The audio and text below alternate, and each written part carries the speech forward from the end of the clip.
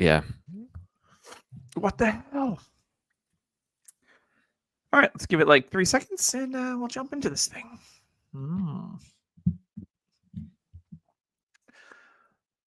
Welcome back to the Dynasty Happy Hour. It is time we do the NFC. We did the AFC last week, training camp battles. I was at training camp today in the AFC. I'll have some thoughts on the Patriots maybe a little while. I know it's not the AFC. We did that last week, but it's fresh in my mind, so I'll make sure to share. Possibly. We'll see how generous I'm feeling. But we are here to do the NFC this week. Tyler Gunther is my co-host as always. My favorite redhead. How the hell are you, sir? I'm good. First day off in 9 days. So felt refreshed, hung out with the family, took the kids to the park, had a pizza and movie night, watched the new Ghostbusters, which is a very Frozen Empire. Yes, it calls back a good amount to the originals, and I love it. Nice. Like it's very nostalgic. The classic Ghostbuster car noise. One of your favorite gliders in Fortnite, if I remember correctly. I did tell my wife that too. Not that we play Fortnite, we're old. Yeah, but I did tell my wife that that's one of my favorite gliders in the game, and she kind of looked at me like, "Whatever, nerd." But no, go touch grass, Tyler, on your day off. No, it was a good day, and yeah, you went to camp. You saw one of my favorite rookie quarterbacks coming out, Drake May. So yeah, you're not talking about Joe Milton? Come on. Joe Milton is he actually didn't look that bad today. I'm going to be completely honest. He has the arm of Josh Allen and the mental capacity of Jamarcus Russell, but without the eating habits. Yeah. I thought Milton, he had that easy power. Like, you know how Michael Vick used to just like flick his wrist and it was like, bye. He is very much like that. Just a quick flick of the wrist and it's coming in hot.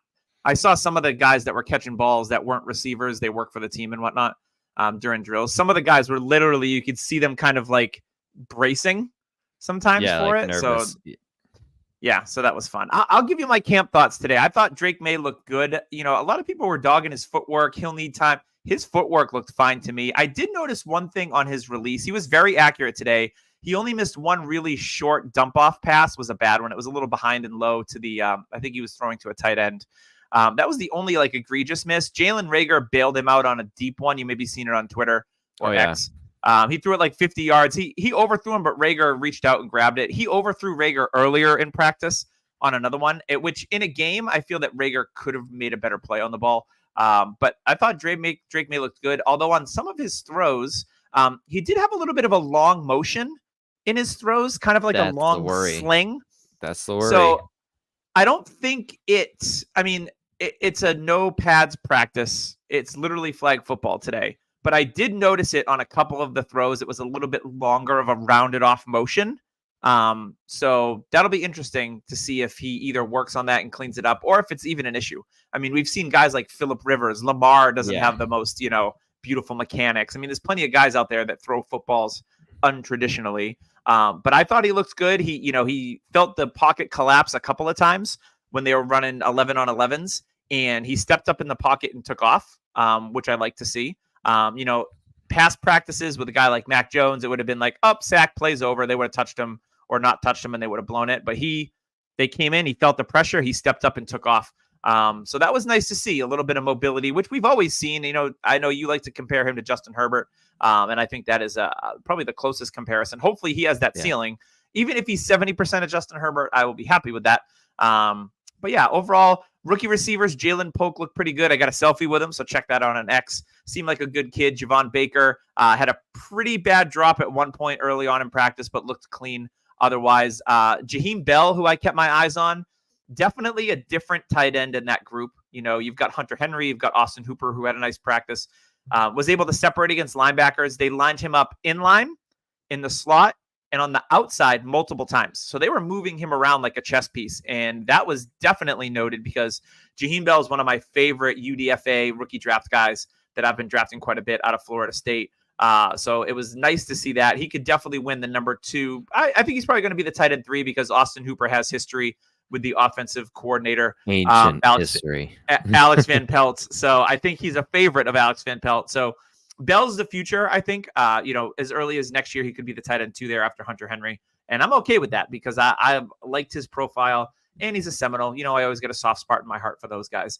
And speaking of Seminoles, I have a soft spot in my heart for Cam Akers. Did not sign with the Minnesota Vikings, as rumored about last week. We all thought he was a Viking again. He was signed. That was not the case. He passed the physical for the Vikings, but they chose not to sign him or couldn't come to terms. And he signed with the Houston Texans today, who Joe Mixon missed his third day of practice. It's Damian Pierce running with the ones. You know, they've got Jamar Jordan, and I think they still have Dare Ungabawale, whose sister is in Mazeballs, by the way. I don't know if you watch any WNBA All-Star game, but holy smokes. Yeah. She was awesome. So any input on Cam Akers? I think any landing spot for Cam Akers is a good thing. Let's get that out of the way. Good for him to get a contract. Hopefully he makes a team. It's very doubtful he does, but I mean, who knows? You never know. He's a poor man's Damian Pierce, and Damian Pierce is a poor man's Joe Mixon. So it's like one of those. What are the things that you just keep taking them off, and then the Chinese stacking dolls? Or the Russian stacking dolls? The Russian stacking dolls, where it just keeps, there's another one inside of another one, another one. Smaller, and then all of a sudden it's just a baby one. Yeah. Yeah, that little baby one is the ghost of Steve Slayton. You remember who he is? You're an OG. No, Andre Blue. Or what was his name? Alfred Blue? Alfred Blue. That's it. Yeah, Arian Foster's handcuff for a while. Yeah. Yeah, and that's a name I have not heard in a minute. Who else was there that was supposed to take over? Dominic Williams. Remember he changed his name from Dominic Davis? Yeah. What about that's another? Was it Andre Green, the first running back drafted by the Houston Texans? Andre Green. I don't even remember that. Yeah. I think it was after, who's the Detroit running back? Another Green from Boston College in like William Green. Yeah. He was a Brown. He got drafted by the Browns, and then he went somewhere else and fizzled out of the league. Yeah. I have a McFarland Sports pick of William Green, believe it or not. I will raffle it off. I will raffle it off and give it away to anyone who gives a shit. Come on, Green. There we go. Amon Green was great. Yeah. All right. Rashad Green, another Florida State Seminole. All right, let's move on. We've chatted way too much. But yeah, practice was good. The turnout was overcast today. The practice was about 70% full. Overall, different vibe with Mayo there. He's very hands-on, almost not in the huddle, but very coaching, where Bill would kind of stand and twirl his whistle and not do much. And the practices were at 11 a.m. instead of 9 a.m. So definitely a regime change, which it was nice because I got there with like an hour before practice. I got to sit in the bleachers and get a good spot. So that was pretty cool. All right, let's get into our NFC training camp battles. We're going to start in the East, the beast of the East. Well, it can be some years. Let's start with the Dallas Cowboys. I've got my player that I'm looking out for from a training camp battle, but I want to hear from you first, Tyler, to see if we might be on the same page. I think the training camp battle I'm looking forward to is behind Brandon Cooks. And that's like Jalen Tolbert. They got a couple rookies. You stole my guy. Yeah, that's pretty much what I'm looking out for. I don't care about the running backs and Deuce Vaughn and all that. It's going to be Zeke and Dwaddle, and maybe they sign somebody. It's Dwaddle, Dwindle. Who knows? Dwaddle. Yeah. Yeah. I honestly am looking to see if Jalen Tolbert has kind of a resurgence. He's been a popular pick. Dak was getting a lot of buzz. Dak was big on him his rookie year. Dak was like, "Hey, I really like this kid. Let's take him." So that's what I'm looking for. Maybe he's Michael Gallup, who we wanted him to be. Like, what if he is Gallup? Just retired. Yeah, 28 years old. Corey Davis situation. Here we are. Yeah, just all done. I mean, after that injury, he was kind of washed, and then he signed. He got a good contract from the Cowboys, like 4 for $40. So he's living okay. Yeah. Then signed with the Raiders and then retired because he just didn't have it anymore. He just never fully recovered from that knee injury, unfortunately. Yeah. The Cowboys. Here's the thing with the pass catchers. I think this is important because I don't know how many times they're going to run the football with Dowdle and Zeke Elliott paving the way. I know Zeke's a pretty good pass catcher, but I can't see Zeke getting 80 targets. I think they're going to go more 3 wide sets and open it up a little bit more. The other name I'm looking for is a very buzzy name, and he's probably a UDFA. If you didn't draft him in your rookie drafts, put in a waiver for Ryan Flournoy of the Cowboys. He's a guy that could make some noise here in the preseason, or if you start to hear that steady drumbeat you're on X, you're kind of checking what's going in training camp. That is always a good indicator of, if you hear a guy's name that you're not familiar with and you start to hear it louder and louder, like, Puka Nacua in years past and guys like that, where it's like, all right, this is the thing. Then I would say put in for him now if you got a roster spot. Don't wait. But if you're kind of waiting to see if there's any news, that's a guy that's on my radar. All right, let's move over to the Philadelphia Eagles. They signed Saquon Barkley. We don't know who's going to back him up. Is it Gainwell? Is it Will Shipley? I don't even know who else is there. Rashad Penny's gone. I think Boston Scott's still there. So he'll have his traditional 2-touchdown game against the Giants probably. But I think this one kind of goes the same as the Cowboys. Like, who is the third receiver here, right, Tyler? Yeah. Didn't they sign somebody? I'm trying to think. Devontae Parker. No, there was one other person they signed. I can't remember, but there is Wasn't vacated Chris Watkins, targets. I'll tell you that. No, Hold on, I'll look it up. wasn't. Keep talking. But my main focus is actually on the offensive line. Like, I know this is a fantasy show, but the center is a big deal.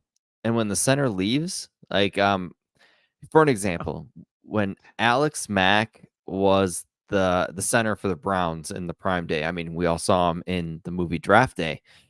When he was the center, it was like the focal piece of the offensive line. They had Joe Thomas and Alex Mack, and like, it didn't matter who they had elsewhere. That line was good because they had those two pieces.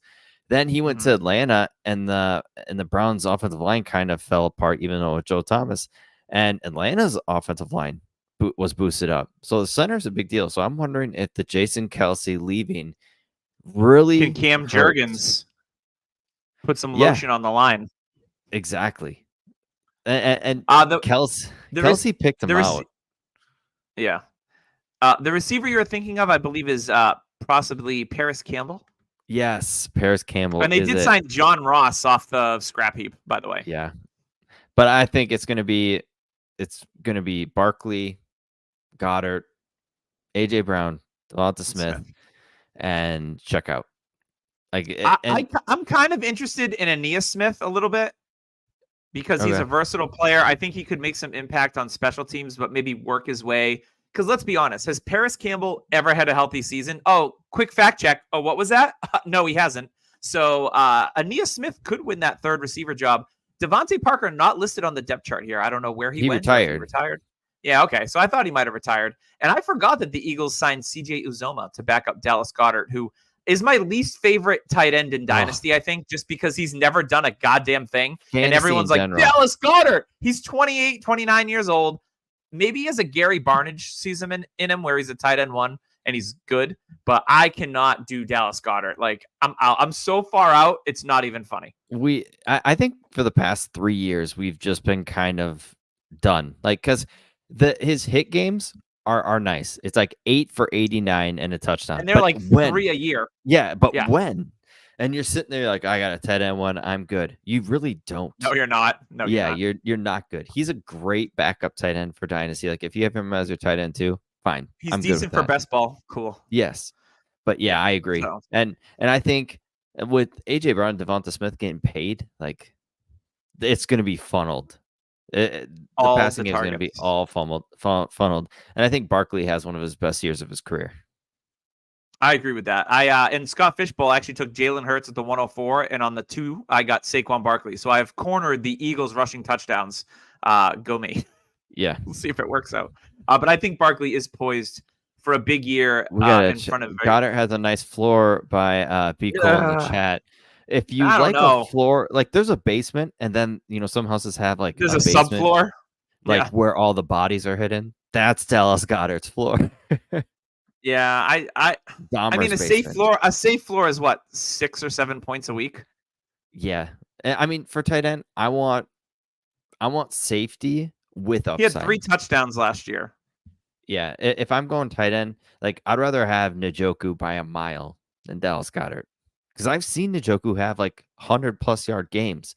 Dallas Goedert, I feel like it's like, ooh, we got one. What year? Dallas Goedert has been in the league for 5 years. No, 6 years, and he has 22 total touchdowns.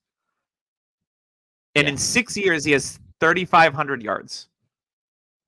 No. So he's averaging about 600 yards a year. That's really not sexy or impressive. I'm just kind of I'm just so out. He's just not my guy, and that's okay. Yeah. So No, I agree. let's move on. Thank you, B. Cole, for the comments. Keep Yeah, them he's coming, in by our the way. list. He's in our we'll keep listener riffing. league. Great guy. Uh-huh. Great Yep. Great manager. Let's move on to the new regime in Washington, D.C. The Commanders, we all know they made moves in the draft. They picked Jaden Daniels. They are hoping he is the franchise going forward. Yet another team. I think we have a pretty good idea how the backfield is going to shake out. Maybe we don't. But again, pass catchers. Outside of Terry McLaurin, what am I looking at? Jahan Dotson. Like that's one of my biggest buys in the offseason. I hope he bounces back. I like him. I really think he's in for prime season. He's the guy that's going to get more of the targets. What if Diami Brown comes out of nowhere? Undertaker gif. Just I feel like he would have done it by now, but yeah. But what if Luke McCaffrey's the guy? Luke McCaffrey's gotten some buzz. Ben Sinnott, like that's my guy. Although they said Ertz today was not here to coach and he was there to play. So I was like, yeah. Hey, so for me, I would have to say the battle I'm looking out for is actually the running back behind Eckler and Robinson. Is it Chris Rodriguez? I think Chris Rodriguez might be the buy because if I remember correctly, Brian Robinson Jr. isn't the picture of health. Like he had a couple good seasons. He got shot, Tyler. Well, yeah, in the butt. But all right, this quick trivia: who is fourth on the depth chart for the Washington Commanders right now? If you can name him, I'll be impressed. Is that one? No, it's not. It's a blast from the dynasty past. I always think of the Podfather. Nope. I always think of the Podfather when I think of this player because he was in on him and he's been nothing but a trash heap in his career. Philip Lindsay. No. Jeremy McNichols. Oh, Jeremy McNichols. How is he still in the league? Wow. Jeremy McNichols. Yeah, the Podfather swing and a miss on that one. Hey, and Tim Keller of Dynasty Happy Hour. But that's because he had Boise State bias. So yeah. That BSB. It happens. BSB. Jamison Crowder also on the roster. Back in Washington, where it all started. For like the fourth time, I feel like. So yeah, I agree with you. I think Eckler is dust. I think if I want any of these guys, Robinson's price is actually still relatively affordable. He's the cheapest RB2 you can get. Yeah, 100%. I would happily give up a mid-second for Brian Robinson. Oh, 100%. Yeah, because he looks really, really good. So, all right, let's keep it moving to the New York Giants, the stars of preseason Hard Knocks. I haven't seen the latest episode, but I heard it is. I haven't either. I heard the GM. I forgot. I've seen every episode. Neighbors over Marv. That's what I've heard. And apparently there was a kid in the room that was like, Jane Daniels, go get Jane Daniels, and he's like, I don't know if I want to trade up. Like, I mean, it's a big commitment, right? If you're going to move from 6 to 2, and you're trading, you're going to have to pay that first, 2 more firsts, a player, God knows what. Like, I don't blame him for not doing that. Yeah, you just paid Daniel Jones, like that'd be a mess. But it's a good thing Malik Neighbors is not in strip clubs throwing hundreds all over the place. That is a beautiful thing. He is. Well, he's not right now, is he? He was this offseason. Yeah. I'm not making it rain. Yeah. I'm interested in this backfield because we've got Devin Singletary, who watching Hard Knocks, they were like, all right, if we don't sign Saquon, Brian Dable knows him from his Buffalo days. They were targeting Motor Singletary and they wanted him. So he's going to be their guy. Now, behind him, I know the hot name in Dynasty has been Tyrone Tracy Jr., former receiver converted to running back. So a lot of people, especially DJ Antonio Gibson, anyone? Yeah, Antonio Gibson, anybody? Yeah. So I'm not bought in on Tracy. He's a little bit smaller. He's a little bit of a jitterbug. I don't know. And then Eric Gray, who I actually like a little bit more because he's cheap. He's free. Behind Singletary, he's the kind of 2-down guy that I'd want. Tracy is not a 3-down guy. He's going to be a 3rd-down back at best, maybe a gadget guy. I don't see him making a huge impact unless you're in like Fishbowl and he returns kicks or something. So yeah, it'll be interesting to see. Singletary's been pretty healthy over his career. I can't remember the last time he missed multiple games. I feel like gets it was oil changes consistently. That's why motor keeps running. That's right. He's using synthetic oil and he's keeping his joints all lubed up so he's ready on the field. That's why we move so quickly. I mean, he reminds me of like the Dollar Tree version of LaShawn McCoy. He always has. I think you say like a Mini Cooper from Italian Job. You can just fit into tight places, move That's around. Some early real good. Charlize Theron, so I'm into it. Yes. So and Mark Wahlberg. And Mark Wahlberg. And who else is in that? It's a great movie. That's all I know. Yes, it is a good movie. But these pass catchers, did you know that Allen Robinson is a New York Giant? Yes, I actually did. Surprisingly, because Miles Boykin is a name from the Blast from the Past. The footballers actually had an episode, and they actually had no idea he was on the Giants. And then, like they're like, "Wait, he's on the Giants? Wow, he might actually get some playing time." Yeah, the reports out of camp today were that Wan'Dale Robinson, a lot of passes underneath. Well, from Daniel Jones, they're working on getting the ball out quickly. I think he's a buy because he was missed a lot of time in his rookie year, missed some time last year, but once he came back, he actually looks really good. The tight ends for me, I think Neighbors is the target hog, and Wan'Dale is fine, but for competition, I want to see the tight end battle. Daniel Bellinger, Theo Johnson. I think Bellinger is going to have an eye on the job, just one. Well, Theo's already missing time, so. Yeah, and Bellinger was a very hyped player himself, a 4th-round pick. And then he got jacked last offseason. He was a beast. Yeah, beast. And then he got his eye poked out. Like he's had a rough go at it, but this is about the time when rookies hit. So if you can go get Bellinger for like a 3rd, he could be. Or you could probably get him cheaper than that. Yeah, I would give a 3rd. So Doug, I think you have him. So I have him in a lot of spots. You know me, the tight end hoarder. There's gonna do an episode of me. My house is gonna be clean, and then they go into my fantasy rosters and they're like, "How many tight ends do you have? You have a problem." And I'd be like, "I can't let him go." Well, like, this is my holiday anymore. This is my holiday tight end. I'd be like, they'd be like, "You still have Gronk on your roster." I'm like, "But what if he comes back? I can't drop him. I need therapy." It's so true. And if you watch an episode of Hoarders, it's cringe. Like I watched one where a lady was picking up pans off the floor. She goes, "This is my favorite pancake pan," and I'm like, "What?" And she hasn't used it in 15 years. It's covered in mold. They obviously those folks have some mental problems, and I hope they work through them. But yeah, I'm a tight end hoarder, and I admit it. So be it. That's the first step. I'm waiting on the late breakouts forever and always. Yes, when I need to. Any other comments on the New York Gigantes? No. I really like the offseason Hard Knocks for dynasty players. Like this is our favorite Hard Knocks.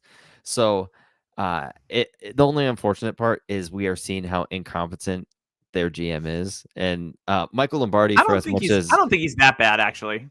Michael Lombardi, for as much crap as I give him, I think he's hitting the nail on the head with the Giants GM and just how he's kind of like a new kid at the school, talking to people and he's not like he doesn't have a plan. He's just kind of like, oh well, maybe we could do this instead. Like he's like us in Dynasty, like me in Dynasty, I should say. I will tell you, watching their scouts and everything, and them talk about players, I thought to myself, I could do this. I could totally do this. Like they're talking about players, and I'm like, I could do this. Even the footballers that came on said like, this is all they do. Like I could do this. Like every single person I've talked to in Dynasty is like, this is like a job we could all do. So I feel that's accurate. Yeah, I feel it's accurate. I felt like I knew more about some of the players than they did, and I was like, I could do this full time. And I think the thing with NFL GMs is like us, we kind of look at big boards like, oh, 1st-round picks. Like these guys are slated to be 1st-round picks, and I think NFL GMs try to get too cute. New England Patriots in the 1st round, they try to get too cute, and they're like, well, if we hit on this guy, if we hit on this guy, here we go. Like this is big time. And they never do. Not that they never do. They have. It's been a minute. I mean, Christian Gonzalez looks like the real deal. So yes, and that was just last year. But he was supposed to be a top 10 pick. Like there's a big difference. Not like this guy's a 3rd-round pick. I'm just glad the Commanders took the kid that they took, Forbes, because he's not good, and he went right before Gonzalez. So thank you to the Commanders. There we go. Boom. All right, let's move on to the NFC West, where we've got some drama in this Niners depth chart. Ricky Pearsall is on the PUP list, so he's missing valuable training camp time. Brandon Ayuk is in like a hold in. He's not practicing, but he's there. They re-signed Juwan Jennings to a long-term deal. The backfield, we think Elijah Mitchell's the backup. They draft Isaac Garendo. They still have Jordan Mason. A lot going on for the Niners, Tyler. Cody Schrader, the UDFA. Who are you keeping an eye on? For me, it is the backup running back. And personally, like Pearsall missing apparently is something he tweaked something in personal workouts. But San Francisco knew this was coming. They have to pay Brock Purdy next year. So they have an issue. Or at least franchise him. So, yeah, which is going to cost them like $30 million. This is where the issue's coming in. Like, yeah, you guys got by forever not paying a quarterback. But now, like, you guys got a top 10 guy, what it looks like. So now you got to pay up. You paid McCaffrey last year or this year. You paid Nick Bosa. You got to pay Trent Williams. Debo. You got something's got to give. Yeah, like you've got like is Trent Williams, Fred Warner's making like $20 million a year. Yep, like they have a lot of cap spread out throughout this team, and they've got the biggest contract they're gonna have to worry about Brock Purdy coming up. So if it's reworking McCaffrey's deal, which I think they already did actually, but like Debo's kind of like not happy with his contract. Trent Williams is holding out completely because of his contract. And now you got Ayuk, who I think is a very good receiver and deserves money. Mm-hmm. Like, yeah, you can't pay all of them. But even though the cap's going up, you can't. It was rumored that the Patriots were going to give up, or they offered pick. Yeah, they offered pick number 34 for Brandon Ayuk during the draft, and the Niners turned them down. I don't know that any team is going to give any. They're not going to get a first for him, right? Because you got to get him, then you got to pay him $28 million a year. So there was a debate, like on the Sports Hub here in Boston, was is that price too rich, just right, or not enough? I think it was just right because you know if they gave up 34, think of it this way: the Bears gave up 33 for Chase Claypool, and they didn't have to really pay him, and he was trash anyway. But to get Ayuk, a guy that year over year is getting better and better at running routes, if you look at Matt Harmon's reception perception, Ayuk is on his way to being an elite route runner. I actually think that Ayuk has the potential to be a Devontae Adams type of player if he was the number one featured guy on an offense. I feel that he can make that kind of impact. So for me, the Patriots ended up using that pick on Jalen Polk. I would much rather have Brandon Ayuk, even if you had to pay him, because they still have the most salary cap available in the league. And it would have been a great move. You sign him for 4 years to shadow Drake May's rookie contract. And then in 4 years, you assess it then. Yeah, which will be 30 because Ayuk's already 26. He'll be 30 then. And which is when perfect you kind of timing. Yep. So I agree. And the only issue I have is like AJ Brown got a first round pick for him. That is because Tennessee panicked. Like Tennessee went ultimate panic. AJ Brown was, and they thought Treylon Burks would be a replacement. Yeah, and that never happened. So, like that's why 49ers took Pearsall in the first. If they could have had the other first, they could have taken another receiver. Who knows who they had taken? But yeah, the 49ers are kind of digging themselves in a hole with all these contracts, and you're going to see them fall into what New Orleans Saints did with like Drew Brees and Michael Thomas and all that. Like they're going to be paying in the future for it because they're going to keep pushing the contracts down the line, and that never really works. Yeah, and keep an eye on camp reports for Jacob Cowing, another UDFA guy that could have slipped through your drafts. I liked him coming out of school. Target monster, good underneath. You know, Debo's 28 going on 29, making big money. Not to say that Cowing's a replacement, but he could be the future slot receiver for the Niners potentially. So yep, and my favorite like cheap play is Cody Schrader. Isaac Rendo, if you watch his tape, like people are like, oh, maybe he's fast. He runs like Tarzan, plays like Jane. And Cody Schrader is the opposite. Looks like Jane, plays like Tarzan. He's a dog. Yeah, like he's a walk-on, ran for like a crap ton of yards. Like this guy is the ultimate 49er type player. Yep. I agree. All right, let's move on to the Los Angeles Rams. Kind of wide open here after Puka and Cooper Kupp, is it not? Demarcus Robinson, a little bit? Yeah, they paid Demarcus Robinson, Tutu Atwell. Isn't he still on the team? He is still on the team. The rest of their depth chart after Robinson and Atwell is Xavier Smith, who I've never heard of, Drake Stoops, who probably shouldn't be in the league, Jordan Whittington, who's a rookie that a lot of people do like. Yeah. He's another guy that I've taken waiver flyers on. But outside of the top three, and then you got to remember Tyler Higbee's injured with an ACL. He's already on the PUP, and they have Colby Parkinson and Davis Allen and Hunter Long, who obviously never be a thing at this point. Yeah. So those are my two, like Colby Parkinson, who is a nice pass catcher. He's had major upside everywhere he's been. And isn't Davis he the Allen, one that, I do like. Isn't Colby Parkinson the one that doesn't have a pinky finger? I'm pretty sure one of the guys from Wisconsin. Is he from Wisconsin? Because no, I think he's from Stanford. No, the Wisconsin tight end, one of them actually didn't have. Oh, that's the kid that was on Denver. Yeah, you know what I'm talking about. But Colby Parkinson has been a really good pass catcher. Like, I think he's from Stanford, which comes out with it's like the top 6 of tight end U.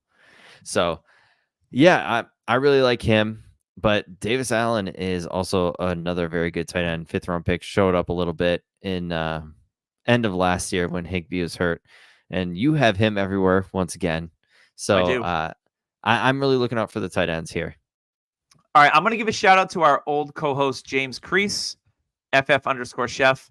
The tight end who had a cup of coffee with the Patriots, by the way, was Troy Fumagalli. Fumagalli, yes. Phalangigallis, because he only had 9. Yeah, Fumagalli. Hey, wow, beautiful pasta. All right, let's move on to the Arizona Cardinals. I think who are kind of exciting for fantasy this year because there's a lot of unknowns there, but we also have some knowns. First of all, they've got a backup at running back after James Conner. They draft Trey Benson. Trey McBride is the tight end one, clearly. I love Trey McBride so much. McBride's awesome. But they draft Marvin Harrison Jr., which is a great fit, I think, for Kyler and for Marv. After that, though, it's real. Who's going to get some targets? Zay Jones? Is it Greg the Human Dortch? Is it Michael Wilson? Who is it? I would say Michael Wilson, Zay Jones, and then Dortch is the 4th receiver again. I think Zay's going to play a bigger part than people think. When he hit free agency, I was like, Zay's good. Yeah, he's a good receiver. Do people forget how highly touted he was coming out of college? He destroyed the Senior Bowl. Like, he was so good in the Senior Bowl. People loved him. He was a finesse guy, route runner, and then went nuts on a balcony in a hotel. Yeah. And then rebounded his career with the Raiders and then the Jags. Yeah. Like, he had some solid fantasy weeks. And everybody remembers when he pretty much matrixed himself up on the left sideline against Kansas City. Yeah. Still the craziest video. And it's not doctored. Yeah, people are still trying to figure it out. So Zay, I think, will get a lot of play. And Michael Wilson, I know there's hype for him and everything, but I think I'd rather put my chips on Zay for like a 4th rounder. And I think you're going to get wide receiver 5 for your dynasty team, which will be great on bye weeks. I mean, why not? Like 4 for 50 and hopefully a touchdown. Maybe you get 4 for an 80 and a touchdown, a bigger game. So yeah, but I think there's really no camp battles here. It's in stone. It's Trey McBride, it's Marv, it's James Conner and Trey Benson, and then Kyler. Like, that's it. You are forgetting one name. I don't think Trey Benson is going to be a 3rd down back. And I think that Michael Carter looked really, really good last year for the Arizona Cardinals once they traded for him or picked him up. I still believe in Michael Carter. Call me a fool. It's fine.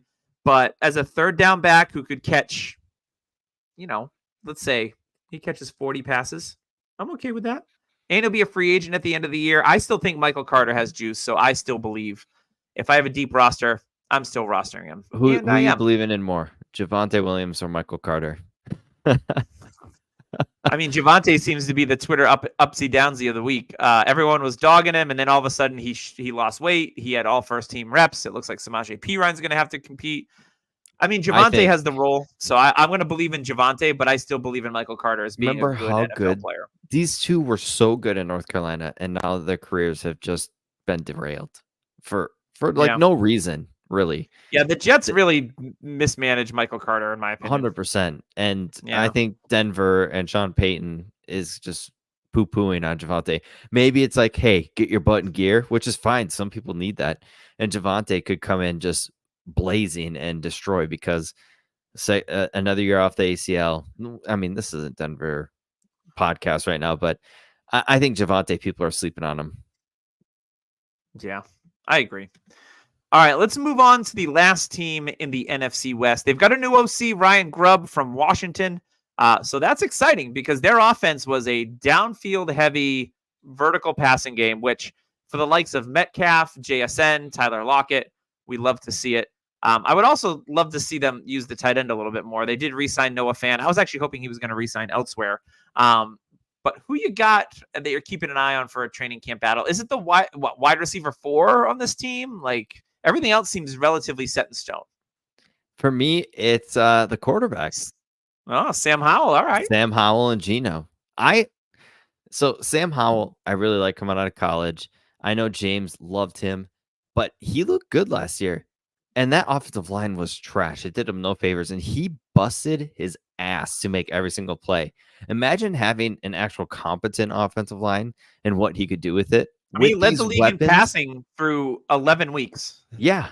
And Geno, I have to say, people are like, oh no, Geno's not on a short leash. I think he's on the shortest leashes. Like, they gave up a good chunk. Like, they gave up a 4th and I want to say like a 6 for Howell. They let Drew Lock walk. Yeah. Howell was a 5th round pick. So they paid an extra pick plus a 6th rounder to get Howell. I get it's a quarterback and all that, but you got to remember, Justin Fields went for nothing. And Howell went for a 4th. So this team has shown like, we like this guy. We want him in here. And I think he fits the mentality of more of a gunslinger. Yeah. And I don't know. There's something about Howell with this team I really like. What would you give up for Sam Howell in a super flex league? If I mean a 1/3, but it won't get it done. And let's 2/3? just say, but I'm gonna say let's just say you don't have 2/3. I would maybe 2 future thirds. So 25 and 26 third, I think I would do. You might have to give up a 2 because the person who has Howell probably believes in him and thinks he's a good quarterback. So fair. That is the issue. With this offense, I'm actually looking at Zach Charbonnet too. And I've loved trying to go Still out and a purchase sneaky him. value. Yeah. He's a great running back in a very run-heavy system.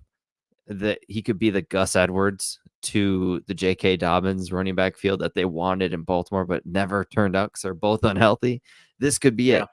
This could be the version. And I mean, they compare very well, like Edwards to Charbonnet and Dobbins to Ken Walker. So I really like this team. I think this team's another on the up and up. I had a comp speaking of Ken Walker, I was thinking as I was driving, as I often do, because I drive, kids have been in camp this week. I'm driving all around God's creation. And I had a random thought. My comp for Trey Benson was Ken Walker. Because Ken Walker isn't good from carry to carry, but he's going to hit that home run. And that feels like Trey Benson. Like, I don't think, like, watching him at Florida State, there was a lot of 2-yard runs, and then 40-yard run. So I think Walker's a better player because he's more physical, but Trey Benson seems like that boomer bust kind of running back. I could be wrong, but my mind as I was driving, I put the 2 and 2 together, and I made 4, believe it or not. So. What about Darren McFadden? That could be who Trey Benson is. Benson's got more wiggle. McFadden was more of the upright. McFadden was like Tevin Coleman to me. Yeah, I can see that a little bit. He's going to be kind of maddening. We'll see. What about 40% of Adrian Peterson?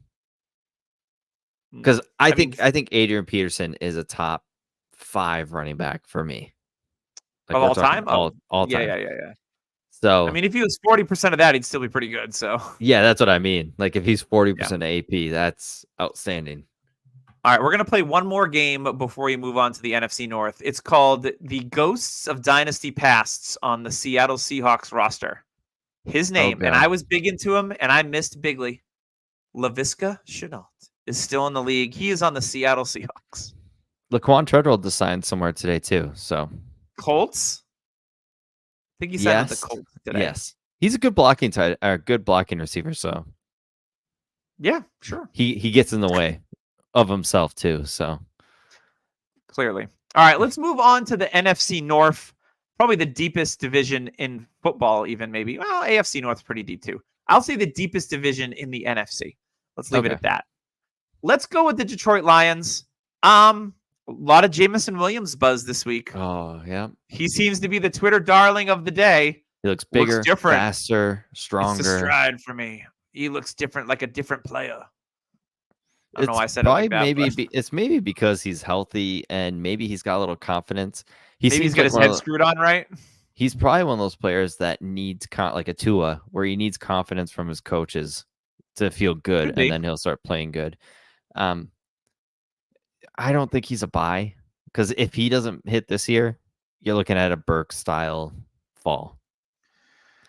Yeah, I agree. I mean, Khalif Raymond is their wide receiver 3 right now. Slot guy. I've always liked him, but they need it. They need another receiver, and Jameson could be it. But when you've got Donovan Peoples-Jones, is he ever going to be a thing? Probably not. Like they gave up some good capital, and I still really like him. I keep forgetting he's on the team, and they paid him. Like they gave him some money, so you never know. But I think they really want Jameson Williams to be the guy. Emerge. I mean, So if there is anybody to come out of the woodworks, which isn't really true because his price is going up, it's probably like an early second now. Jameson Williams is probably going to be it, but still, I don't know if I would buy him. And Gibbs, like this is another one of those offenses like the Cardinals, where it's just the pieces. It's pretty set in stone. Yes. Yeah. We're gonna do another Ghost of Dynasty Past on the Detroit Lions.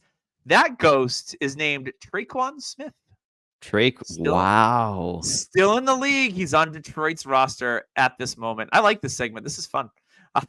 The Ghost of Dynasty Past. Big play, Trey. Yeah, catching bombs from Drew Brees here and there. On the other side of Michael Thomas. Yeah. Mm-hmm. All right, let's move on to Green Bay. Again, like the Lions, I think it's kind of set in stone, but I am intrigued by this wide receiver group. Yeah. I want to know how you feel about it. So I think Jaden Reed is wide receiver 1. And I honestly, just like Jameson Williams, they want Christian Watson to work. Like, I feel like they really want him to work. It's just when you're having an offseason, you're sitting there like, yeah, I'm really trying to get my hamstrings to be better. Like, that's your main focus. Like, I need my hamstrings to hold up. I think they changed the gait of the way that he runs to help him with his hamstring is what I heard. Which, I mean, be honest with me. If you've trained for 6 months to run different and how you run. He's so weird. And then you're in the middle of a game and you start running. What's going to happen? Your old instincts are going to kick in and you're going to run the same. Yeah. It's just like throwing the ball and people are like, we need to change your throwing motion. Don't change it, because you're just going to mess with him mentally and he's going to overthink. Mm-hmm. Like, just like Pat McAfee on his show a couple days ago, they're talking about Anthony Richardson, and Dan Orlovsky is like, let him be him. Like, don't try to change him, because he is. Yeah, he is him for a reason. This is why he's here. So, and I think that's the same with like throwing motions and running. I just think it is what it is with Christian Watson. If he's not going to be healthy, he's not going to. Jaden Reed and Dontavian Wicks are the two that I am really interested in. And then Luke Musgrave, of course, one of my favorite tight ends last year. Yep. I think he's in for a big year. Oh, I just have breaking news. What is that? Go ahead. Oh, A.J. Dillon is in the best shape of his career, Tyler. They just said his hamstrings have doubled in size. How is that even possible? I think he's going to get a sponsorship for Chub Rub in Green Bay because his legs are so thick. He's wearing and one basketball shorts for tights. If you don't get that joke, you are too young and you will never get that joke. Yeah, the A.J. Dillon best shape of his career season is upon us, and this is what we're looking forward to. He better hope it is, because if he doesn't have a good year, he's out of the NFL. He's out of the league. Yeah. Yeah. He'll be a coach at Boston College. For real. It's Marshawn Lloyd who's going to emerge second half. Yeah. Who, Yeah, if you're not no, buying no, Marshawn, go get him. yeah, no spooky dynasty players on the Packers, unfortunately. So That's because they're very young and spooky. they're gonna be Yeah. stupid good for the next how many years. Thanks, Packers. But I do love Yeah. the fact that Jordan Love hit. Oh, of course you do. You're a big love guy. Looks like he's gonna get paid any day now too. So Yeah, you probably love around to Trevor see it. Lawrence, 55 mil or so. Wild, wild. All right, let's move on to the Minnesota Vikings and see what they got going on. There's no Cam Akers on the roster. Whoops. Um, who's the wide receiver 3 on this team? Is it little guy Powell?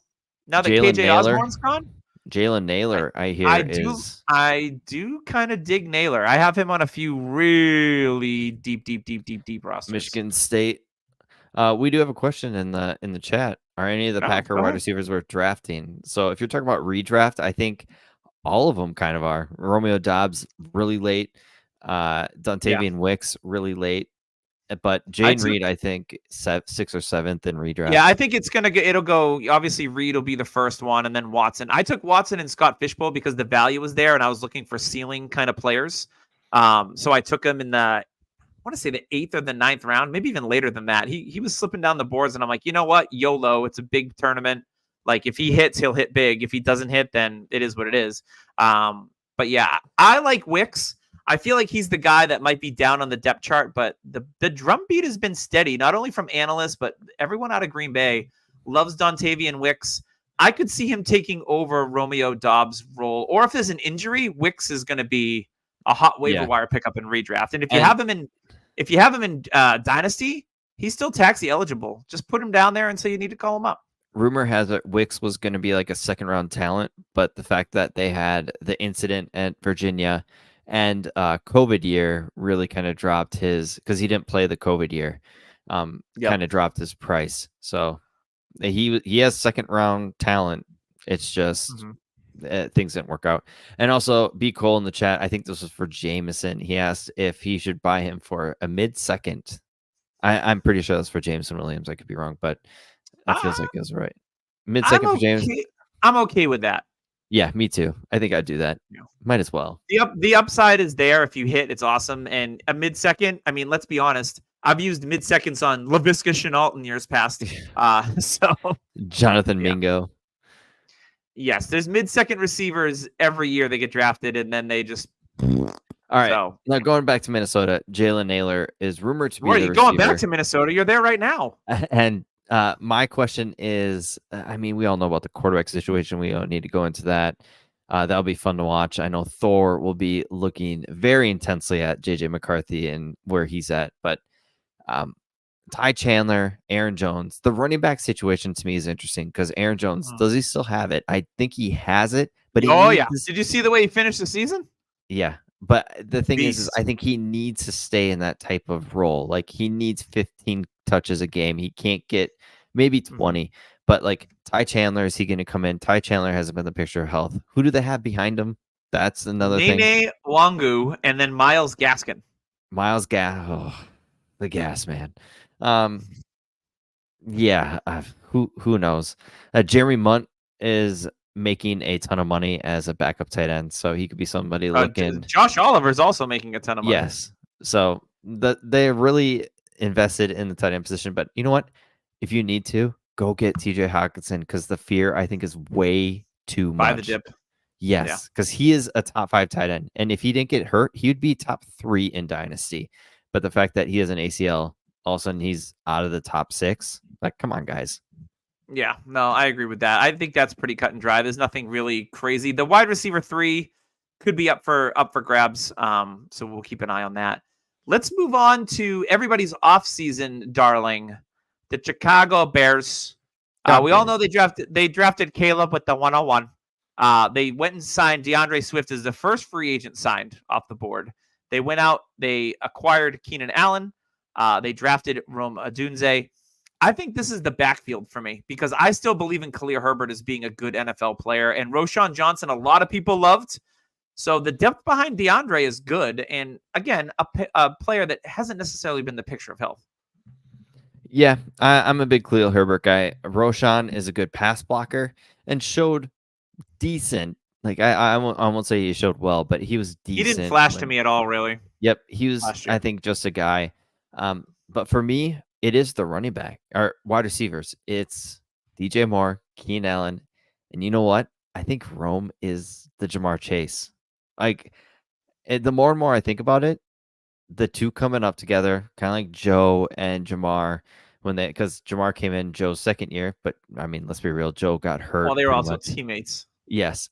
And the connection that Rome and Caleb have this whole offseason, you kind of think about it and you're like, who's Caleb going to go to when he's under duress? Like, who's he going to trust more? And I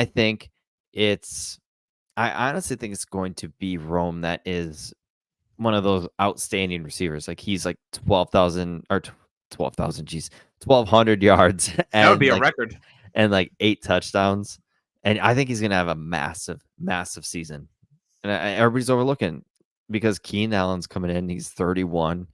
DJ Moore, I think, is a great receiver, but we've all seen it. He's a good wide receiver too for an NFL team. I don't know if he's like an elite one. Rome is going to take a lot of pressure off DJ, which is good. But I think Rome is the receiver we're going to look at midway through and be like, this is the dude. Like, this is him. I think a year from now, anyone who drafted Rome Odunze at like the 107, 108 is going to be like, what a gift to get him at that position in a draft. What do you think? Yeah, easily. Like at that position. And same with Jamar Chase. Kyle Pitts went ahead of Jamar Chase. I got Chase at 105. 105, in yeah. a couple of leagues. Yeah. And I mean, this whole entire offseason, we talked about there's 3 elite receivers, and yet we pushed a lot of guys up. And like everybody's like, oh, Rome would be the wide receiver 1 last year, and maybe even the year before that. It's like, then why were we taking him at 108 instead of, well, because he's not going to play. JSN had the issue. Rome is Bet on talent. Rome is more of an elite receiver than JSN by I far. agree with that. Yeah, I agree with that. Be interesting to see what he does in his rookie season. All right, we've got one division. We saved the least for last. Sorry, Tyler. Let's go to the NFC South. We'll start with the champs, the Tampa Bay Buccaneers. I know there's a rookie receiver that you like a lot who I think is going to be competing for the starting. Godwin looks like he's going to be the slot, right? Yes. They're going to move him to the slot full time. Who's your guy that you like? Training camp battle for the outside flanker spot. I mean, Jalen McMillan. And Trey Palmer, I don't think will go away, but McMillan has been consistent. I've heard throughout camp, he's gotten some hype. He's had his name mentioned a couple of times, so I'm looking out for him. The running back behind Rachaad White, because I'm still not a Rachaad White fan. It's ugly. It's Chase Edmonds, the ghost of Sean Tucker, unfortunately, and Bucky Irving, who they drafted. Yeah, Bucky Irving is a good pass catcher. I think he's just as good as Rachaad White. Rachaad White is he's a Roschon Johnson type guy. Who's good. I think he's given the opportunity. I don't think he's a great running back, but I think he's a solid NFL running back that gets a lot of opportunity. He's early year Melvin Gordon, or early career Melvin Gordon, where he was like 700 yards on volume, fair. And he had like 60 to 70 catches. Will Bucky Irving be his Austin Eckler?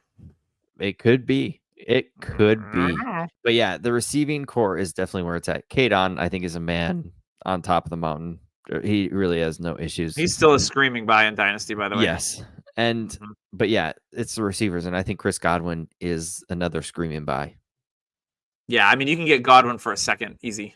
Which is nuts. Yeah, and I would do that. We do have another ghost of Dynasty past. Woo, spooky on the Buccaneers. It's Sterling Shepard. Oh my! Oh yeah, I remember they did sign him. Yeah, he is a Tampa Bay Buccaneer. Wowzers in my trousers. I didn't think I would say that name today.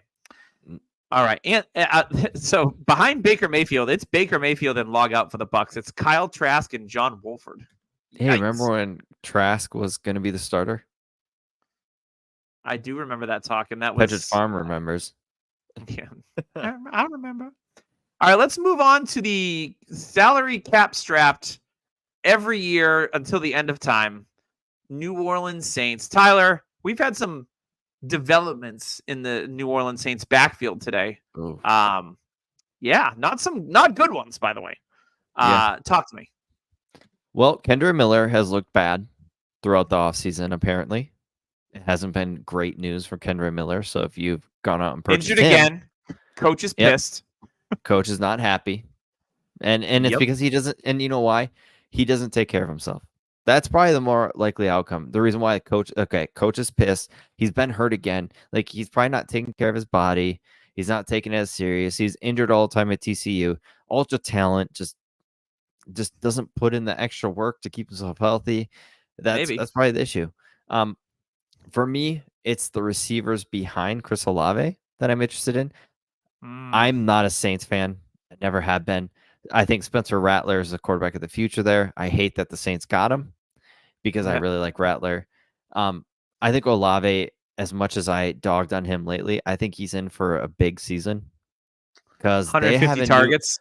they have Easy. a new OC who is a new age guy instead of just, hey, we're just gonna click auto pick on Madden. We're gonna pick a play, and that's what we're gonna run. We're gonna do no motion. Halfback dive. Halfback Yes, dive. no hot routes, no nothing like that. And that's what the Saints were Front last year. It seven. was ugly. So Olave, I think, is in for a big year. And what's behind him? Tell us, Doug. What is behind him? It's so they just signed Rashid Shaheed to an extension. Cool. I Yeah. think he's a fun player, but I don't think he's a reliable target getter. The guy that I'm actually targeting, because you can get him dirt cheap, is A.T. Perry, who flashed last year.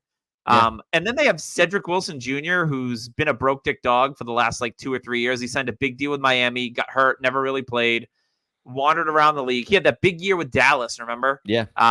Got paid, went to Miami, did nothing. They let him go. The Saints pick him up. They have Equinemius St. Brown if you're a fan of receiver, so you can root for Equinemius. Or if you're a fan of Dynasty Happy Hour in 2016, and Notre Dame kid. Oh no! I loved Equinemius St. Brown. You got double punched with the Precise Equinemius. Precise St. Brown punch. Yeah. Yeah.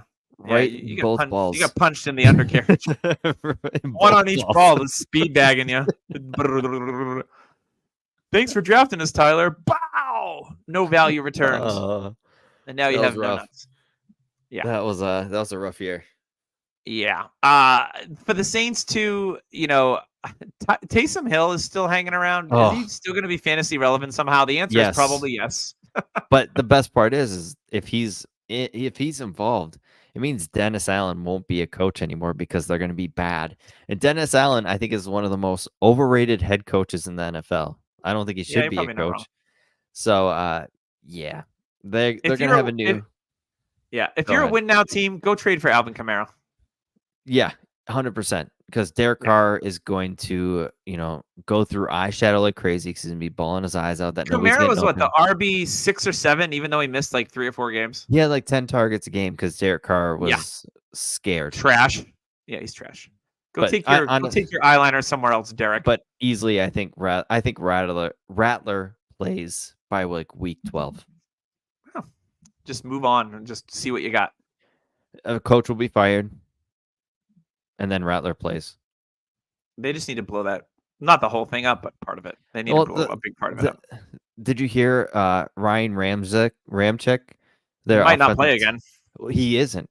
They put him on the PUP, and since he's a veteran, that means he's out for the season. And apparently, he might not. His career might be over. Yeah. Apparently, the Saints were surprised that he was out for the year when they reported it. So I'm wondering if the Saints knew that this was the deal. Like, oops, we meant to put him on the other list. Yeah. My bad. Like legit. Apparently, there's a little bit of shock that he was out for the year. Yeah, the Saints are a very, very poorly run organization after Breeze. Too many beignets down there in the Big Easy. And I'm loving it because if you guys like, there was headshot gate from the Vikings in the championship game, or when Favre was playing for the Vikings, they had people go after like Favre and other players. Oh, like Greg Williams with the yeah. And then being a Falcons fan. So Falcons, Mr. Falcon. All right, let's move on to the Carolina. We'll save the Falcons for last. I did that just for you. You're welcome. Let's go to the Carolina Panthers, who have a fairly wide open depth chart across a lot of the positions, I think. But I think it's a great opportunity to buy low on some of these players. Would you agree, Tyler? Yes.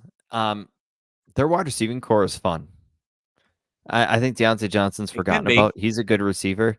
Xavier Legette, if he pans out, he's gonna be everybody's favorite receiver to just enjoy. Mumbles Magoo over there. But he is an ultra like I don't know what it He is is in fun. South. And if you go look at South Carolina this year, they've got another receiver that's 6'4", 242 pounds, can run like 4.3. Like that, I don't know what they're drinking over there, but it's working. Because Xavier Legette, a 4-star, like people are like, oh, he had a 1-year wonder. He was a 4-star dude. Like this guy came into the college being a very high recruit. So that's a good start. And it took him a while to pan out. There's a couple issues, with COVID and stuff. So it took him a while, but he busted his butt, played on special teams. So yeah, I really think Xavier Legette is the guy that I'm looking for in this offense. They trade up to get him. And also, Doug, there's a tight end that we also are looking forward to seeing, hopefully.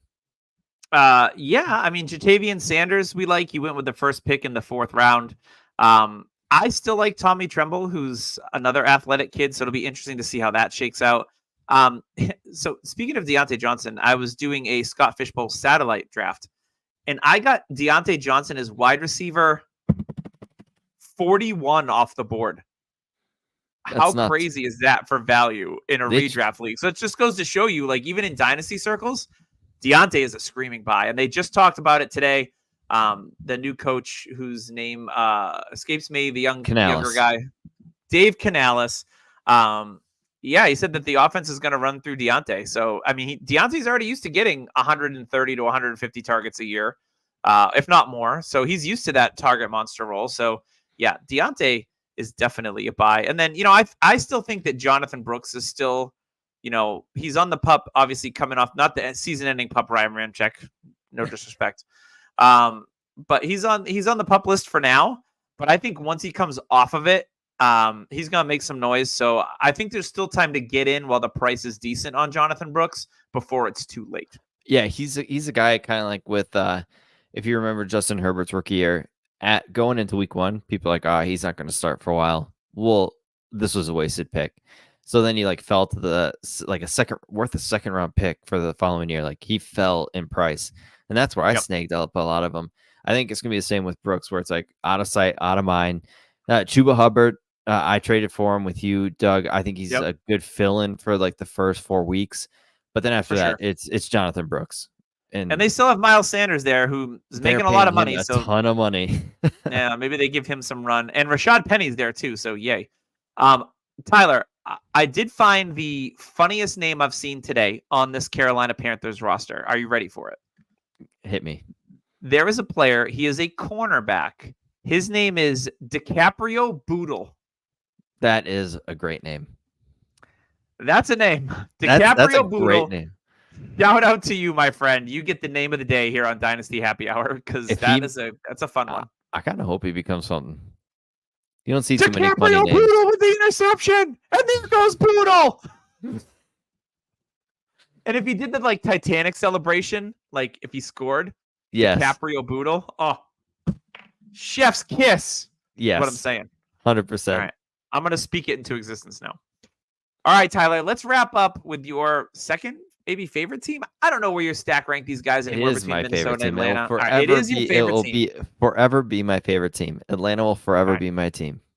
I just wanted some clarity. We're a lot of episodes in, and I don't know. So the Falcons are Tyler's favorite team. So I'm going to let him take the mic and bring us home. Kirk Cousins, Penix at quarterback. We'll see how Kirk does, but it's Kirk's team for this year. Maybe next year, we'll see. But Penix will definitely be sitting this year. They got insurance. It's Bijan, Tyler Algier, log out. So, Bijan, they're talking about getting Christian McCaffrey work. And the footballers even stated in their last podcast, there's only one player that can outscore Christian McCaffrey that has the upside to do so, and they think it is Bijan. Breece Hall? I'm sorry. Breece, maybe. Now, we have somebody at Pitts to the moon. I do still worry about Pitts. There's a little tiny bit of me that's like, I really hope he works out. I love Kyle Pitts, But man, like the past 2 years of his health and just kind of not getting right has me It's a been little rough. worried still. So he needs a lot to hit. But the best part about it is they don't have a third receiver, so he's going to play a lot of the inline type role. Darnell Mooney, they have Rondale Mooney. Moore could be fun. They have Rondale Yeah, Moore. if we still have hopium for Rondell Moore, then Hopium. we are on major hopium. Inject it into my veins, Tyler. I mean, I loved Rondell Moore coming up, but I'm as a kick returner, let's do it. That'll be fun with the new rules because he could just where'd he go? Oh my god, he's like a night crawler. He's over there. Let's go. He could be a fun player out of the slot, though. Yeah, if anybody, it's like playing on little person mode in Madden, like when you got tiny players. I mean, there's literally nothing behind him. It's Ray McLeod, Casey Washington, Kaderl Hodge. Like, yikes! Yeah, They didn't even draft a receiver. Casey Washington had some hype, but yeah, for Kyle Pitts, all things are lined up, and that's kind of what we want to see. And if it doesn't work this year, his value plummets. Like we're talking. And you're still buying. I probably would. And the thing is, he's still 23. He's 23 right now. I can't quit you, Kyle Pitts. I can't quit you. So Kyle Pitts, I think everything, if it's going to happen, it's going to be this year. And I mean, if are we going to be disappointed if he's got 800 yards? Say, no, I won't be disappointed with that. Say 60 catches.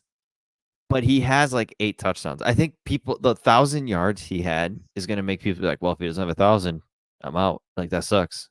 He's you know how rare it is. There's only like 2 or 3 tight ends a year that get 1,000, if that. He had like 1 touchdown that year. You know, last year he only on 90 targets last year. He had 53 receptions and 667 yards. That's not a bad tight end season. in his career. He's got 6 touchdowns. What's the over-under? Do you think he beats that this year? Yes. His career total? 100%. At least doubles it, right? He has at least 6 this year? Oh, I would probably say put 6, maybe 5 as a line. Like if Vegas had a line, it'd be 5. I bet the Vegas line is probably 4. When you're in the red zone, you're obviously looking at Drake London and Bijan. He's the number 3 in the red zone. Easily. And they're already talking about putting him out wide, being receiver. So we've said with a couple of teams, I think it's cut and dry here. It's Bijan, it's Kirk, it's Pitts, it's Drake London, and maybe some Mooney. Mooney and best ball, I think, is where you want them. But yeah, those are the guys we want, and that's what they were drafted for. I mean, we all saw this team getting drafted. And it's like, okay, now they need a quarterback. All right, Desmond Ridder. Nope, you suck. Okay, let's go pay. Okay, Desmond Ridder sucks so bad. They paid Cousins $100 million and then drafted somebody in the top 10. That's how bad. Like maybe we should look at it like that. That's how bad Ridder was. That they're like, shit. We really need to more like Desmond Shitter. Am I right? Yes, pretty much. Yeah. Because that's how they scared him. They scared Atlanta so bad. They're like, we need 2 of these guys. We need to overcompensate. It's like a guy with a small penis driving a big ass truck. Yes. Yeah. Yeah. Whenever I see that on the highway, they've got this jacked up truck to the gills, and I'm like, small penis every time. Maybe they're just a farmer. I don't know. Big Fox sticker on the back. Fox motorcycle dirt bike. Oh yeah. No truck nuts though. Then they definitely have a small penis if you have truck nuts on the back of your truck. Yeah, B. Cole in the chat said Pitts was open a lot last year. He had the most air yards. What was it like? Something. Mm-hmm. There's like 5 different air yards now. Who knows? Yeah, lots of air. All right, that is going to wrap us up. Tyler, any last words before we get on out of here? No, it's good to have training camp back. You were at camp. I've been keeping track of everything.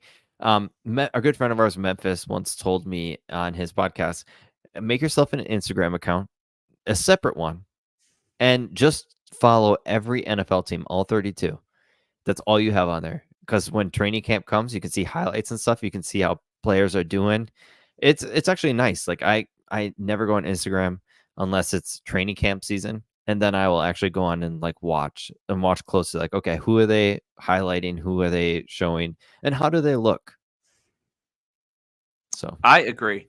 I did want to get a shout out to everyone in the chat. Active chat tonight, which is good. So thank you. We love to call you out in the chat if you got some good content that is relatable to what we got going on. We will shout it out and we'll react to it live here on YouTube. So make sure you like and subscribe It always helps us out. Make sure if you're listening to us on either, well, it's not Google Play anymore because it's like YouTube audio, which I really don't like, to be honest. But if you listen on Apple Podcasts or iTunes or whatever the hell you got going on, Spotify now has reviews. Yep.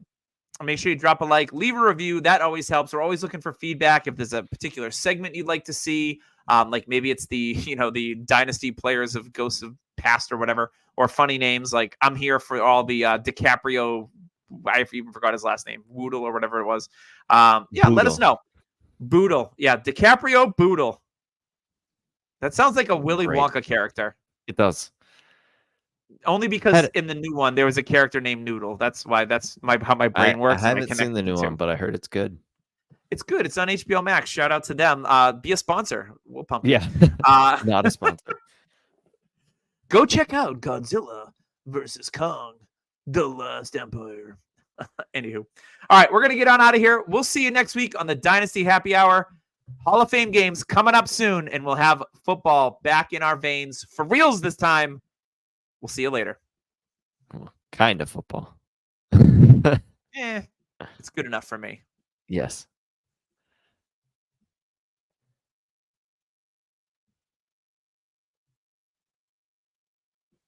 Is it going to end? I don't know. Is it? It's still going. It's still counting.